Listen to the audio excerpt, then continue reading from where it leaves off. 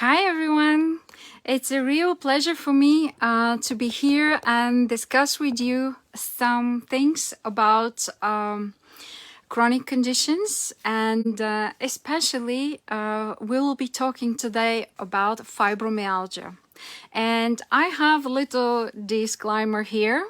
I won't resolve neither the chronic inflammation nor fibromyalgia problems in this little workshop, that lecture, but I would like to help all these people with fibromyalgia. And if you know somebody with fibromyalgia or other chronic health condition, please invite them to the group, because there I'm posting a lot of stuff about chronic health conditions. So today we're going to use words like pathogen, and we'll use words like inflammatory. Inflammatory, I think it's very clear. We have inflammatory in our body. I will explain the process in a little bit. Pathogens are all those microbes and bacteria which are causing a lot of havoc in our bodies.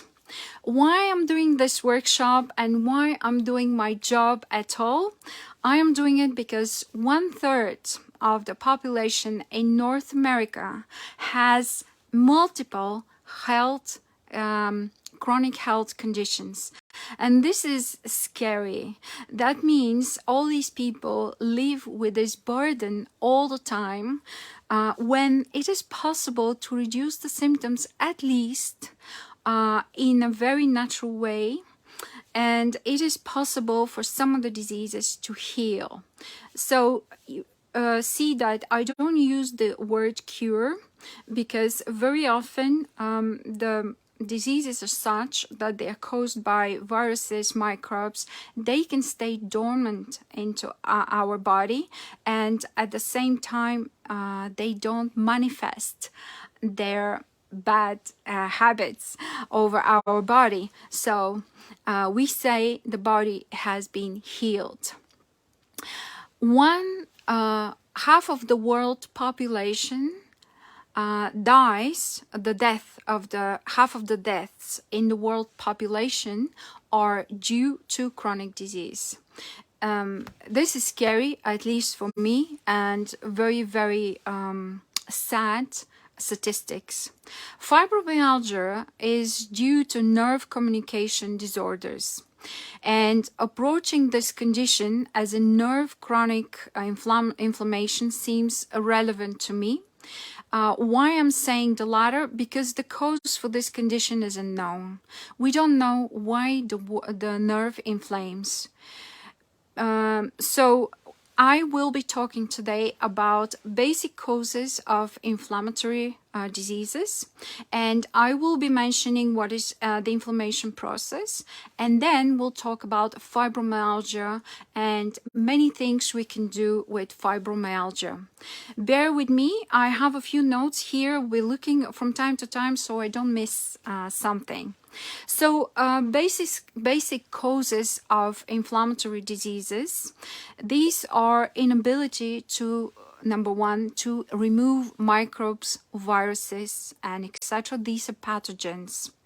The body causes inflammation in order to remove those pathogens. Inflammation's purpose is to reduce tissue damage and to cause repair on the damaged tissue. If it cannot do that, what happens is the body goes into a chronic state of this reaction, which is very, very taxing for the entire body. I just want to tell you that for Facebook, I'm looking here. For Zoom, I'm looking here. That's why I'm constantly from one camera to the other. The second thing is inability to remove irritants. What is irritants? Irritants is, for instance, silica dust. Silica dust comes from quartz, and when those fine particles of quartz go into our tissue, the body tries to attack them, to assimilate them, to digest them, but it doesn't work.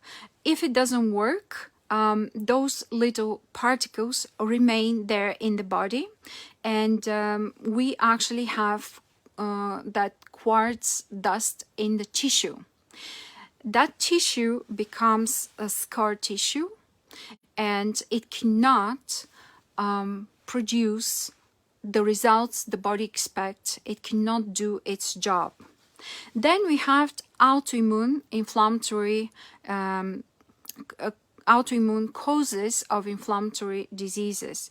These are when the immune system wrongly thinks of different pathogens or irritants that they are good stuff, and it doesn't attack them, or it thinks of the good stuff that I will give you an example, which attacks the good guys. For instance, when we eat gluten and we eat lectins, we have damage on our colon. Then molecules, good molecules like those of the chicken, broccoli, turkey, go through and go into the blood flow. They're not supposed to be there in this state. Then the body doesn't recognize our immune system, the T cells, and it starts attacking them because they're not supposed to be there. So this is the autoimmune cause of inflammatory diseases. Gene defects, it's unfortunate for a very small population of us. Some people are born with those gene defects. This is when the cell does not work properly. And despite that the body is telling it, you work this way, you do this, this, and this, it still doesn't work properly. These are gene defects. Then we have recurrence of acute infections. When the infection is constantly occurring, it becomes acute infection eventually, and the liver, for instance, produces different type of enzymes to help this infection. The bone marrow also produces, the red blood cells, the T cells, also produces those cells in order to attack the inflammation. But we people cannot live in a fight mode all the time. So cannot our organs. Our liver will come to a point where it's so exhausted and run down that at one point will say, I cannot produce those enzymes for you anymore. You don't sleep, you don't recover, you don't give me the right food, and you expect from me to perform at an optimum level. I can't do it. Same thing with the bone marrow. So then we have recurrence of those inflammatory diseases and conditions. Inflammation inducers, free radicals are inflammation inducers, and because of them we drink a lot of antioxidants. We take antioxidants. I take astaxanthin, which I'm very proud of because very few people know about it, and my clients take it and they have great result with it. Inflammation inducer can be nightshade vegetables for some people, like tomatoes, zucchini, cucumbers, eggplant, also, what else, peppers. They have what is called lectins, and those lectins cause quite a lot of quite a lot of havoc into our colon, and the body has a really hard time getting rid of it. So what is an inflammatory process? An inflammatory process, an inflammation, is a process made of clear pathogens, irritants, damaged cells. This is the inflammatory process. When this process happens again and again, the damaged tissue gets depositions of scar tissue. It can get extra depositions of calcium, proteins, tissue that cannot function properly. So objective of the inflammation is to remove the problematic molecules or problematic tissue so the body can continue working. So the inflammation is as a tool is not a bad thing. This is a tool from the body to remove unwanted tissue and to heal itself. But when it reoccurs all the time, then it becomes a problem. Because if you have constant inflammation, the body starts chambering in and started creating those tumors. And then that becomes a disease. Or if it cannot fix the inflammation of a nerve, then you have constant pain because the body cannot do it. It doesn't have resources to do it. And my goal is to give the resources, and let's hope that the life force in your body would do it. So I would like to do some clarification about that. Sometimes the inflammation remains under the radar. When I worked with cancer patients, we had this very often. People have cancer, we give them those amazing substances that can help them, because this is the research, this is the practice, we know they help. But what happens is there is no life force in the body to take those nutrients from the blood plasma and bring them to the cell so they do their job. So we do our best to get that life force in the body going, to be able to use all the good stuff we give to the body. And here is where it becomes more interesting. The body is exhausted to constantly produce extra protective cells, as nothing and nobody can constantly live in a fight mode. I mentioned this already, and I referred mostly to the liver and to the bone marrow. All these processes need energy, and they need good substances to work with. And we say in trainings, when we work physically with the client, less is more. Remember that. No pain, no gain is a very, very wrong belief. Less is more. Why is more? Because when you do less, but you know how to do it and you do it correctly, then you help the parasympathetic nervous system to rest, to digest, to repair, to recover, to rebuild. So I'm telling you, that's why less is more. Later on, we're going to talk about sleep a little bit. So what can we do to help fibromyalgia? We can influence our internal and external life with tools from our environment. That's all we can do, as we don't know exactly the causes for this condition. Specifically in the case of fibromyalgia, you have heard that when people are sick, when they have symptoms, they take a lot of vitamin C, vitamin D, other vitamins, and etc. I prefer my clients to take clean supplements that have synchronized amounts of vitamins and minerals that are for men or for women, because we have all different needs in that. The body will take what it needs, and the remaining it will excrete. So if you're taking only vitamin C, a lot of vitamin D, a lot of vitamin A, and you're taking zinc, you're taking calcium, you get entangled of that web of constantly following up with micronutrients. This is totally wrong. It doesn't lead anywhere. Plus, our rules and regulations for how much of these you have to have in your body are general. They are not to one person. This is very important to understand.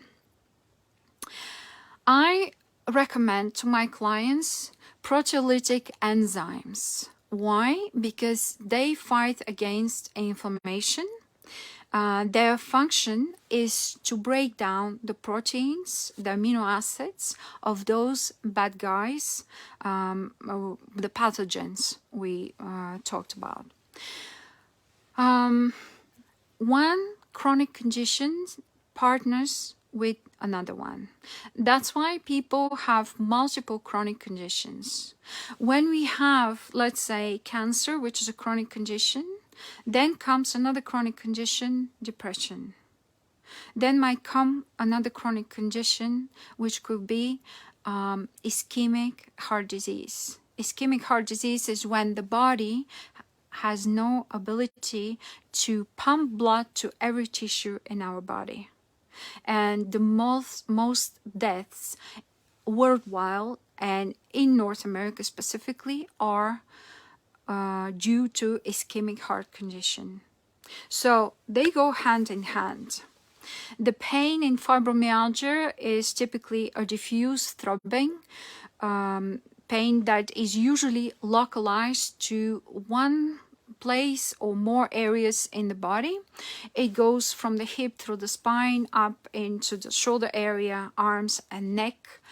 But I've seen also pictures, people have sometimes pain along the legs as well. But mostly it goes along the spine and in the body. So what do people do usually to try to relieve pain? Well, they do heat therapy. This is great. Heat therapy increases prostaglandin. Prostaglandin relieves pain and inflammation. This is great, but it doesn't solve the problem. Then people also do massages. Massages reduce inflammation. Massages improve mood. Massages are very beneficial when people touch you. You have, especially if you're relaxed in this state of massage, people feel very good, their mood improves, and there is a release of certain beneficial hormones in the body. So yes, it's very beneficial. Does it solve the problem in the long run? No, it doesn't. It's a maintenance tool. Acupuncture, the same thing. Acupuncture relieves the pain right now. It can help for a certain period of time, but it doesn't solve the problem. We have relaxation techniques that reduce stress and tension in the body.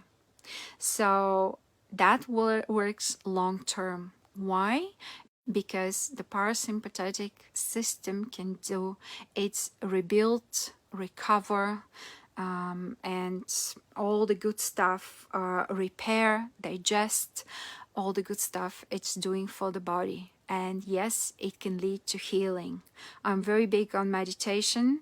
One of the best results I've seen with clients is through a lot of meditation and many other things.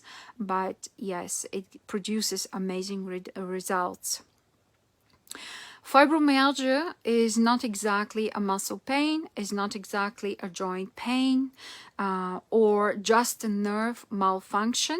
It's a, if a muscle cannot function, that means that muscle doesn't get the chemicals or the information from the brain through the tendons, it goes to the muscle. So if the muscle cannot function in an optimum fashion, then the joint to this muscle is attached to cannot function in an optimum fashion as well. And what happens is the joint starts getting stagnated and starts hurting. The muscle feels at least discomfortable and starts hurting as well. So you see how chemistry is so important. The brain has to be able to control your muscles, your body. That is through chemicals, which the tendons sense and they control the muscle.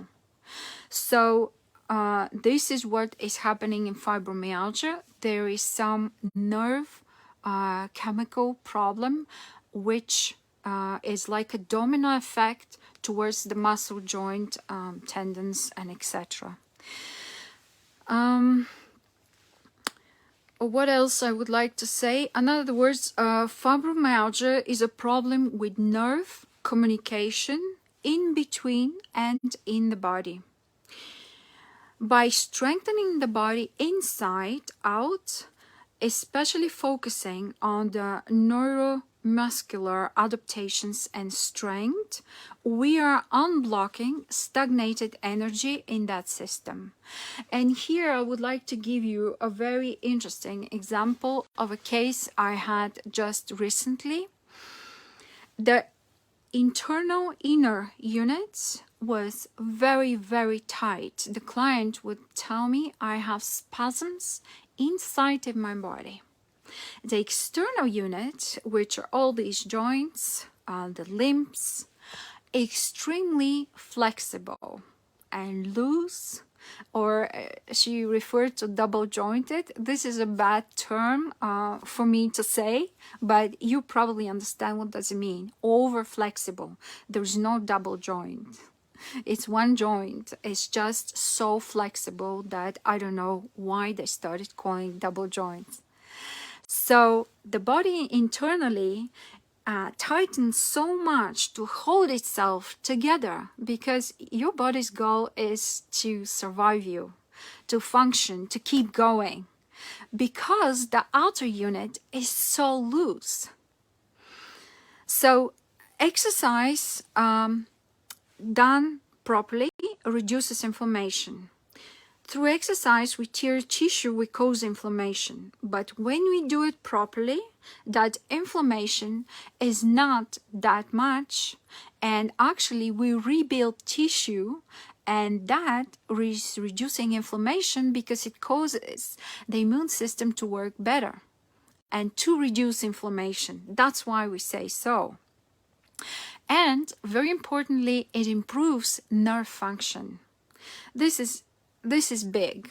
Exercise is part of every, I would say, every protocol I do for every health condition, chronic health condition, regardless of what it is. Of course, the proper exercises. So how does exercise improve nerve function? By increasing of the omega-3 fatty acids. This is important to know. While the mechanism of increasing of the omega-3 fatty acids is not fully understood by the medicine and the researchers, we know the omega-3 fatty acids are anti-inflammatory and they're beneficial for our health. Where do we find them? Small fishes from cold waters. Another thing about the nutrition, what I suggest to my clients is antioxidants or darker leafy green vegetables that have flavonols. Flavonols are part of flavonoids, you probably heard. These are phytonutrients, they are plant-based, and they have antioxidant qualities. In researches, they do researches with black tea, green tea, white tea. I would suggest green tea and white tea and do them properly because they have less caffeine than the black tea. Mind you, sometimes green tea can have very high amounts of caffeine. But the important thing is to not keep the bag longer than 30 seconds in the tea. Or even if you have loose tea, same thing, so it doesn't become toxic. Those antioxidants help the body, protect the body from damage caused by the free radicals, which are harmful molecules that can damage cells and tissues. Why we want to attack inflammation? Inflammation in the body goes hand in hand with joint laxity and adrenal fatigue. So joint stability all over. You see, when I trained for a trainer many years ago. I was very lucky. I worked with Paul Chek, an amazing teacher and mentor. He said, we don't exercise muscles, we exercise joints. And this is very important to understand when we do our exercising routines. Another thing is sleep and recovery. Here I would like to mention that good sleep goes a long way. Women have to sleep between 8 and 10 hours, and I'll tell you why. Because women do not produce testosterone if they don't sleep. Men has their testicles, they can produce testosterone during the day as well. We need very little testosterone to function, but we only produce it while we're sleeping. That's why women need longer hours of sleep to feel in a good mood, to be healthy overall. Massage therapy and meditation increase energy flow through all the systems and the entire constitution of our body. When I'm working with a client, I'm looking into where the pain feels the most, and I focus on that glandular level location, or spiritually, we talk about chakras. Physically, if you want me to address it, these different glands are attached or at the same level as the chakras are. Breathing pattern disorders, very important. Do you know that the monks say that we in the Western world are sick because we don't know how to breathe? We don't get enough oxygen. If we don't have enough oxygen, our brain cannot communicate properly with our body. It needs enormous amount of oxygen to do its job, as well as every tissue in the body. It has to be nourished with oxygen. Breathing pattern disorder is primarily habitual. Breathing retraining is the key. That is what I work with the clients.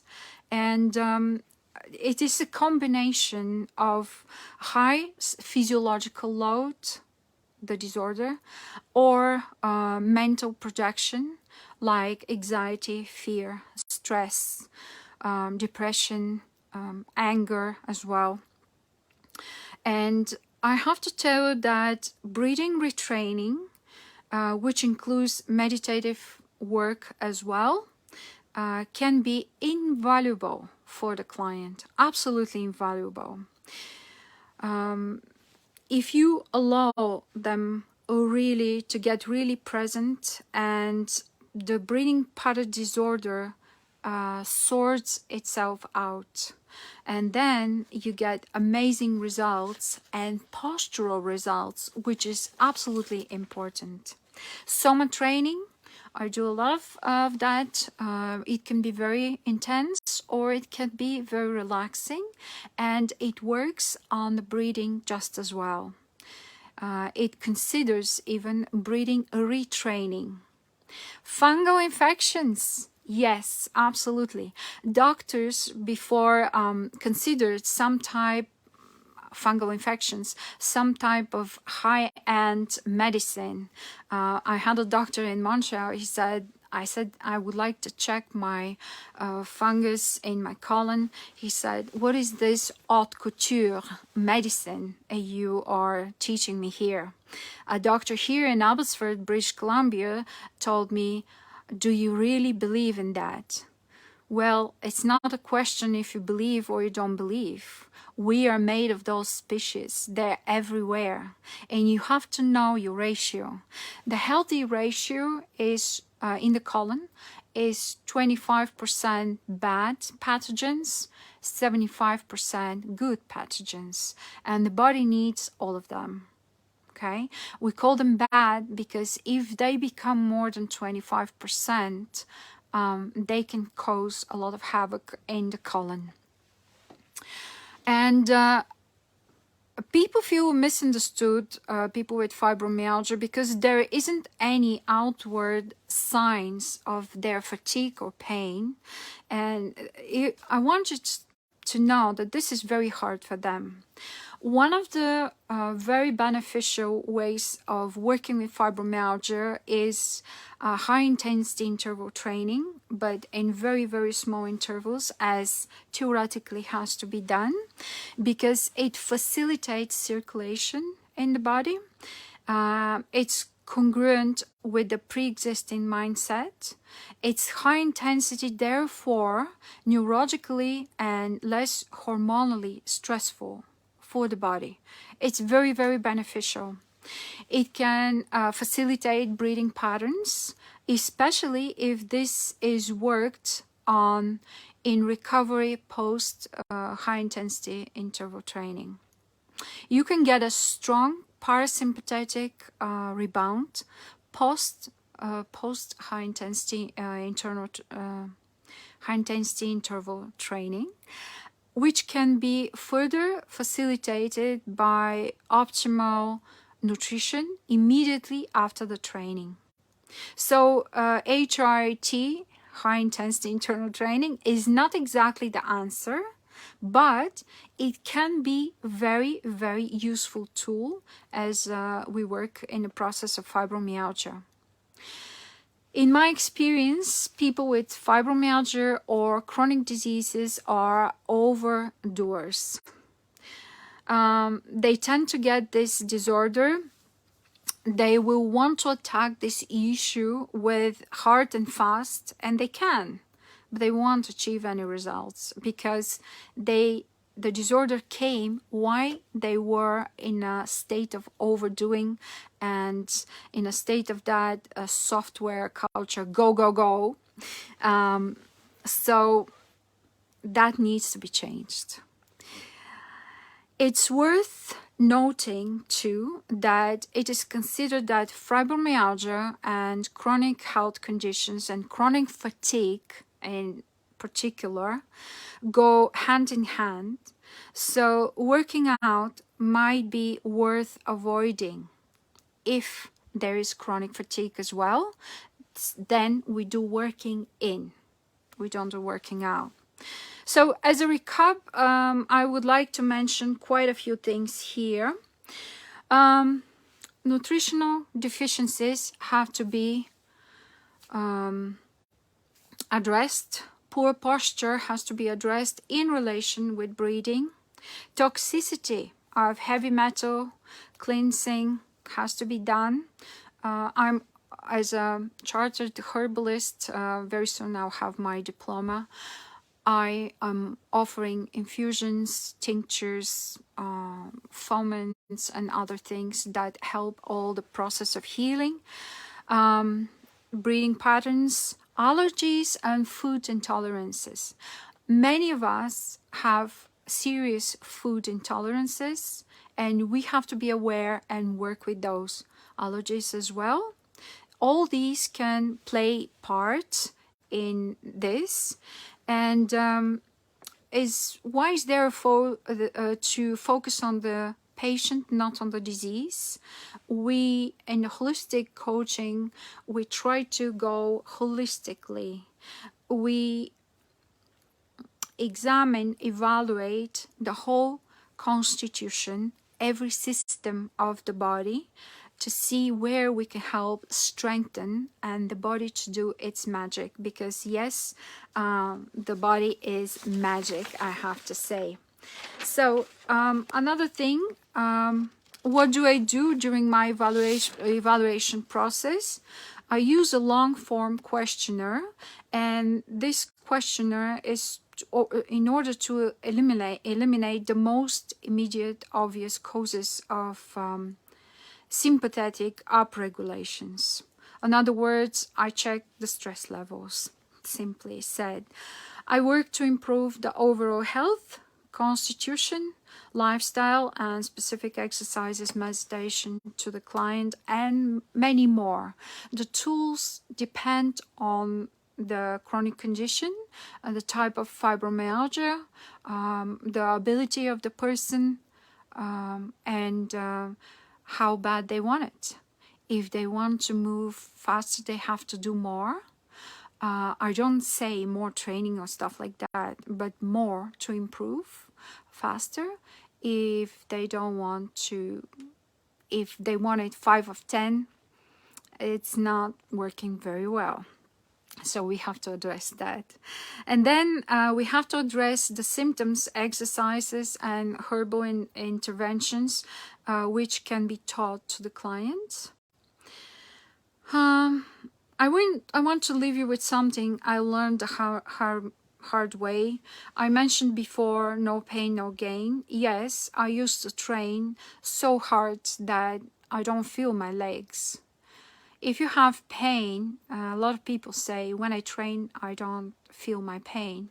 Yeah, of course, if you don't feel your legs, how are you going to feel your pain? Also, when you train, the body releases a lot of painkillers. That's why you can't feel the pain during the training and maybe 1 hour after, and then it comes back. And sometimes it comes back with a vengeance. So, no pain, no gain is a wrong sentence, is a wrong belief, and this attitude very often causes chronic fatigue, fibromyalgia, and other diseases. I try to meet my clients in the middle when I work with them. I try to enforce the holistic lifestyle because, you see, a balanced creation in the body is the first thing that has to be done when we have diseases. It's not important how long we live, it's important how we live. Do we have the energy, the robust health to live our life to the fullest, to be helpful to the people we love, to achieve all the dreams we want to achieve? This is what is important. And on that, I will leave you. Thank you for being here on Facebook and on Zoom. And please, if you have any questions, contact me. I would love to jump on a call with you, talk to you, discuss your roadblocks, discuss what has to be done in your case of a chronic health condition. Thank you. Leave a question or comment and we'll be glad to answer. Thank you for watching. Don't forget to follow and subscribe.